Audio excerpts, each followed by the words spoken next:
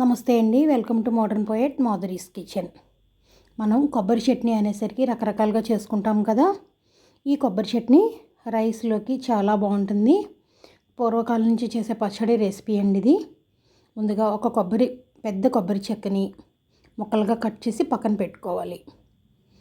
దానికి కావలసినవి కారం, ఎండుమిరపకాయలు, కాస్త ధనియాలు, సరిపడా చింతపండు, జీలకర్ర, మినపప్పు, 4 వెల్లుల్లి రెబ్బలు. ముందు ఒక కొబ్బరికాయకి ఒక 10 నుంచి 8 ఎండుమిరపకాయలు, ఒక హాఫ్ స్పూన్ ధనియాలు, ఒక హాఫ్ స్పూన్ జీలకర్ర, చిటికెడు మెంతులు, ఒక హాఫ్ స్పూన్ మినపప్పు.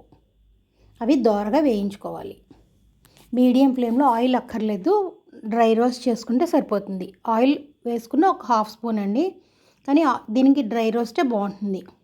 అలా వేయించి తీసి పక్కన పెట్టుకున్నది చింతపండు, చిన్న సైజు నిమ్మకాయ అంత చింతపండు నీళ్ళలో నానబెట్టుకుని పెట్టుకోవాలి. చూసారా, ఈ కప్పు కొబ్బరి కాయలు వచ్చినాయి కదా, కొబ్బరి ముక్కలు. దాన్ని ఒక్క హాఫ్ స్పూన్ ఆయిల్లో ఒక్క 2 మినిట్స్ అలా దోరగా వేయించుకోవాలి. అలానే బాగా వేస్తే ఆయిలీ స్మెల్ వస్తుందండి. ఒక్క 2 మినిట్స్ మాత్రమే అలా వేడెక్కే వరకు వేయించేసుకుని చల్లారే వరకు పక్కన పెట్టుకోవాలి.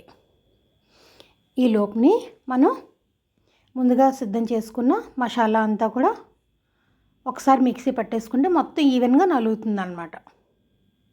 చూసారా, ఇవి ఒక 1 మినిట్ అవుతుంది. స్టవ్ ఆఫ్ చేసేసుకుని మొత్తం అంతా చల్లారిన తర్వాత ఇలా గ్రైండ్ చేసుకుంటే పొడిలాగా వస్తుంది. ఇప్పుడు చింతపండు రసం యాడ్ చేసుకున్నాం అనుకోండి, టేస్ట్ చాలా బాగుంటుంది. ఇప్పుడు ముందుగా నానబెట్టి ఉంచుకున్న చింతపండు రసం వేసుకోవాలి.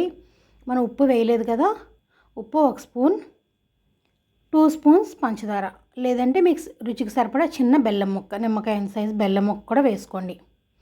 ఈ చట్నీకి బెల్లం ముక్కే హైలైట్, స్వీట్. అలా వేసుకునే చట్నీ ఇది రైస్లోకి చాలా బాగుంటుందండి. మీరు స్వీట్ వేసారు అనుకోవద్దు, ఈ చట్నీ తిన్నవాళ్ళు ఎవరైనా అందులో స్వీట్ ఉందని అనుకోరు. కొబ్బరి స్వీట్ లాగే ఉంటుంది. కొబ్బరికి స్వీట్ బెల్లం యాడ్ చేస్తే హెల్త్కి కూడా మంచిదండి. అందుకు ఆ పులుపు, ఆ కొబ్బరి తాలూకా ఇది అన్నీ తగ్గటం కోసం బెల్లం యాడ్ చేస్తారనమాట. నచ్చితే మటుకు తప్పకుండా లైక్ చేసి కామెంట్ చేయండి.